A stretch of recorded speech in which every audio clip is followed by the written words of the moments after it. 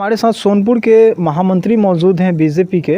इन्होंने चुनाव का मैनिफेस्टो लेकर के बीजेपी के चुनाव प्रचार में इन्होंने अभी ज़ोर शोर से लगे हुए हैं। आखिर इनका क्या प्रतिक्रिया है, इनसे ही जानते हैं। सर, सबसे पहले आपको हमारे चैनल में स्वागत है। बहुत बहुत धन्यवाद आपका, और आपके जो भी जितने व्यूवर्स हैं उनका नमस्कार है हमारी तरफ से। सर, क्या वजह हुआ कि आप बीजेपी ज्वाइन कर लिए? सबसे पहले देखिए, बीजेपी जो है इकलौती ऐसी पार्टी है जो 1951 में उन्होंने जो वादा किया था कि राम मंदिर बनाएंगे, धारा 370 हटाएंगे, वो वादा उनके मैनिफेस्टो में आज भी है। और बीजेपी इकलौती ऐसी पार्टी है जो परिवारवाद की पार्टी नहीं है। नहीं तो बाकी जगह जो है उनका राष्ट्रीय अध्यक्ष जो है फिक्स होता है। कांग्रेस का राष्ट्रीय अध्यक्ष कौन बनेगा तो गांधी परिवार से कौन बनेंगे, राष्ट्रीय जनता का अध्यक्ष कौन बनेंगे तो लालू परिवार से बनेंगे। खैर, वहाँ तो आज तक कोई अध्यक्ष बदला ही नहीं है, लालू जी ही है, और जब तक जीवित रहेंगे वही रहेंगे। उनके के बाद शायद उनका बेटा या उनकी बेटी या फिर उनकी पत्नी बनेंगी। तो कोई पार्टी नहीं है, वो परिवारवाद की पार्टी है। सर, जहां कहा जाता है कि सोनपुर और सारण ज़िला जो है, ख़ास करके जहां से आप बिलोंग करते हैं, वो लालू जी का एक गढ़ कहा जाता है, और उस जगह पे आप बीजेपी की बात कर रहे हैं। डर तो नहीं लगता है? नहीं, ऐसा कोई डर की बात नहीं है। और आपने कहा कि लालू जी का गढ़ है, ये लालू जी का गढ़ नहीं है, ये छपरा जिला बा, रूडी जी के किला बा। कि लालू जी का गढ़ नहीं है, ये सब अफवाह है। यहाँ से लालू जी सिर्फ 2 बार चुनाव जीते हुए हैं, और रूडी जी यहाँ से 4 बार चुनाव जीते हुए हैं। तो ये रूडी जी का किला है, उनका गढ़ नहीं है लालू जी का। सर, इस बार जो आप लोगों को जो निर्देश मिला है, वो किस पर्पस से निर्देश मिला है और किस मुद्दा पे आप लोगों से वोट मांगेंगे बीजेपी के लिए, क्योंकि आप एक बीजेपी के नेता हैं? जी बिल्कुल। हम लोगों ने जो काम किया है, मोदी जी ने जो काम किया है, मोदी की गारंटी, उसी के साथ हम लोग जा रहे हैं। जनता को आज मुफ्त में अनाज मिल रहा है, गरीब को जो है आज मुफ्त में 5 लाख रुपए तक का इलाज करने का व्यवस्था मिल रहा है। ऐसा 70 साल के इतिहास में ऐसा कोई भी पार्टी नहीं था, ऐसा कोई भी सरकार नहीं था जिन्होंने एक गरीब निचले तबके के इंसान के बारे में सोचा। नहीं तो आज से पहले अगर आप लोग फील कर सकते हैं, तो जो लोग भी एक गरीब परिवार थे जिनके पास आर्थिक स्थिति बहुत ख़राब थी, उनको इलाज करने के लिए कर्ज लेना पड़ता था या फिर गहना बेचना पड़ता था, ज़मीन गिरवी रखना पड़ता था। लेकिन आज मोदी ने गारंटी दिया है कि आपको कुछ करने की ज़रूरत ही नहीं है, आयुष्मान कार्ड बनवाइए और किसी भी अस्पताल में जाके अपना इलाज कराइए मुफ्त में। तो ये मोदी जी की गारंटी है, इसके साथ हम लोग जा रहे हैं। मुफ्त में अनाज लोगों को मिल रहा है, हर किसान के पास जो है खाते में पैसा मिल रहा है। नहीं तो यहाँ तक तो दुर्भाग्य से ऐसे प्रधानमंत्री हुए हैं जिन्होंने कहा है, स्वीकार किया है कि हम दिल्ली से 1 रुपया भेजते हैं तो आपके पास 10 पैसा पहुँचता है। तो आज मोदी जी पूरे गारंटी के साथ कहते हैं कि हम वहाँ से 2000 भेजते हैं तो आपके पास 2000 ही जाएगा, उसमें कोई कमी नहीं होने वाला है, कोई चुराने वाला नहीं है। सर, आपका जो सारण का जो समीकरण है, यदि हम बात करें तो 50-50 में बट जाता है। यदि अगड़ी जाति के लोग यदि 50% है, जिसमें यदि हम राजपूत समाज की बात करें तो उतना ही संख्या के बराबर लगभग यादव संप्रदाय है। तो इसमें क्या लगता है, किस प्रकार से लड़ाई होनी है? देखिए, यहाँ कोई लड़ाई वड़ाई नहीं है, और एनडीए के साथ जो है हर तबके के लोग हैं, हर जात के लोग हैं, और भाजपा जो है सबके साथ सबका विकास की बात करती है। तो यहाँ कोई जाति वाती की बात नहीं है, हर जगह हर जात का वोट हमें मिल रहा है, एनडीए को मिल रहा है, कोई लड़ाई नहीं है यहाँ पे। लेकिन रोहिणी आचार्य की यदि हम बात करें तो वो एक तरफ बड़ा चेहरा माना जा सकता है राजद के लिए, चूँकि वो लालू प्रसाद यादव की पुत्री रही है। और यदि हम राजीव प्रताप रूडी की बात करें तो वो भी एक बड़ा चेहरा है। तो इस विषय पे क्या कुछ कहेंगे? किनका पलड़ा, यदि हम बात करें देहाती भाषा में बात करें, तो किनका पलड़ा ज़्यादा लगता है कि भारी होगा? देखिए, हम तो हमेशा ही कहेंगे रूडी जी का पलड़ा भारी है, लेकिन मैं आपको एक तर्क के साथ बता रहा हूँ। रोहिणी आचार्य जी जो है अभी आचार संहिता लगने के समय यहाँ पे आई है कि चुनाव लड़ेंगी। इसके पहले हमको लगता है क्षेत्र में कोई उनको देखा भी होगा या कभी सारण में वो आई भी होंगी। और सारण का जो है भौगोलिक दृष्टिकोण क्या है, कौन कौन विधानसभा है, कहाँ से शुरू होता है, कहाँ ख़त्म होता है, वो भी रोहिणी आचार्य जी को नहीं पता होगा।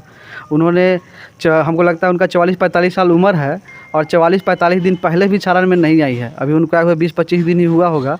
तो कैसे आप कह सकते हैं कि वो सारण की बेटी है? कभी ना वो सारण में रही है, ना कभी सारण में आई है, सिर्फ चुनाव लड़ने आई है। लालू जी का तो घर रहा है सारण? नहीं, लालू जी का घर गोपालगंज में है, सारण में नहीं है। लोग तो लालू जी तो कहते हैं कि हमारा यहाँ जो है सो गढ़ रहा है। गढ़ कहने से क्या हो जाएगा? कहने के लिए तो कोई कुछ भी कह सकता है।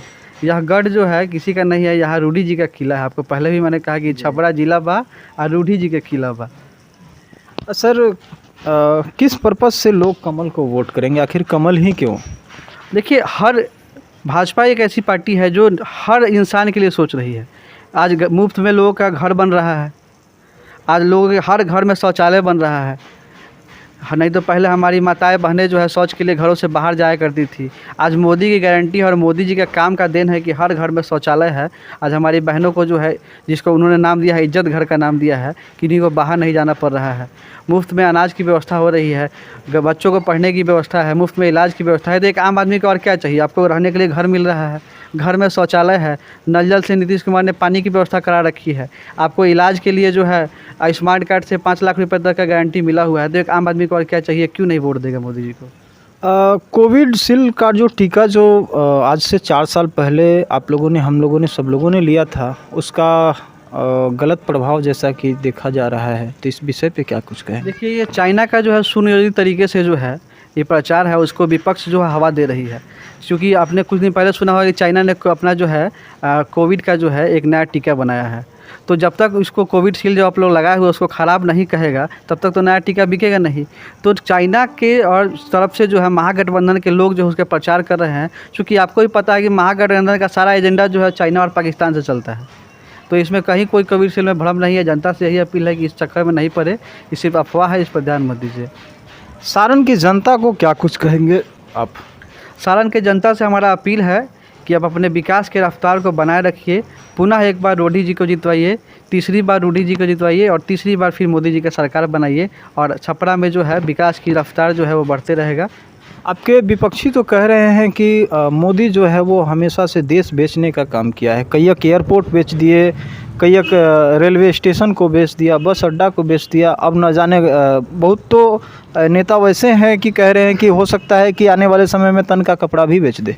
देखिए, विपक्ष का तो काम है इल्ज़ाम लगाने का, अफवाह फैलाने का, इससे कोई रोक नहीं सकता है। और विपक्ष हमेशा कहते रहे कि बेच दिया। हमको तो कोई ख़रीदार नहीं मिला आज तक। ऐसा किसका हैसियत है कि जो देश खरीद ले और स्टेशन खरीद ले, एयरपोर्ट खरीद ले? लोग तो कह रहे हैं कुछ व्यवस्थाएं हैं जो अगर प्राइवेटेशन हुआ है तो आपको सुविधा मिल रही है। पहले आप जाते थे ट्रेन में, कहीं शौचालय में आपको पानी नहीं मिलता था, तो उसको प्राइवेटेशन करके ऐसा व्यवस्था किया गया है कि आपको पानी मिल रहा है, सफाई मिल रहा है, तो बेचा नहीं गया है। इस बार की जो जनता है सर, खास करके यदि हम ये सारण की जनता की बात करें, तो 2-3 मुद्दा वैसा बताइए जिस पे वो वोट करेंगे। देखिए, सारण की जनता जो है विकास के मुद्दे पर वोट करेगी। पहली बात, राष्ट्रवाद के नाम पे वोट करेगी।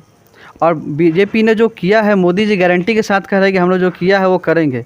तो सबसे बड़ी बात तो ये है कि हमने कहा और हमने कर दिया, तो एक विश्वास भी होता है कि भाई जिसने जो कहा है वो कह दिया। और आम जनता को जो है आज राशन मिल रहा है, आम जनता को मुफ्त में इलाज मिल रहा है, आम जनता को जो है शौचालय मिल रहा है, घर मिल रहा है प्रधानमंत्री आवास योजना के तहत। तो एक आम नागरिक को और क्या चाहिए होता है? और सब कुछ मोदी जी ने कहा और वो मिल रहा है। किसानों को जो है सम्मान निधि की तरफ से जो है सहयोग मिल रहा है। तो मोदी तो जी के जो काम है वो हर जगह मिल रहा है, हर तबके के लोगों को मिल रहा है, हर वर्ग के लोगों को मिल रहा है। अब की बार 400 पार जो देश के मुखिया हैं नरेंद्र मोदी जी, उनका कहना है, और आप एक नेता हैं बीजेपी के, तो क्या कुछ कहेंगे? अब की बार 400 पार हो गया या फिर 200 पे ही सिमट के रह जाएगा? बिल्कुल, इस बार 400 पार हो रहा है हम लोग, और 400 से ज़्यादा सीटें आएंगी। मोदी जी ने कहा है और पूरा देश, पूरे कार्यकर्ता लगे हुए हैं, पूरे देश का माहौल यही है। और पूरे देश ने मूड बना लिया है कि इस बार फिर से मोदी जी की सरकार लाना है और 400 पार जाना है। फिर से मोदी जी की सरकार लाना है और 400 की जो आंकड़ा है उसको पार करना है, जैसा कि हमारे नेता ने बताया। बीजेपी के महामंत्री हैं सोनपुर के, इनसे हम कुछ चर्चा किए। चुनावी यात्रा के दौरान हम लोगों ने निकला तो दिल दिमाग में आया कि ये एक पार्टी के कार्यकर्ता हैं, साथ ही साथ इनका एक अलग स्थान है बीजेपी में, तो हम लोगों ने बात करने का इनसे निर्णय लिया। बाकी बात आप इनकी बातों पे क्या कुछ सोचते हैं कमेंट करके ज़रूर बताएंगे। लोकसभा चुनाव पे क्या कुछ सोचते हैं कमेंट करके ज़रूर बताएंगे। यदि आप हमें पसंद करते हैं हमारे फेसबुक पेज को फॉलो करेंगे, यूट्यूब पे देख रहे हैं सब्सक्राइब करेंगे। मैं हूं सरदार, खूब धन्यवाद।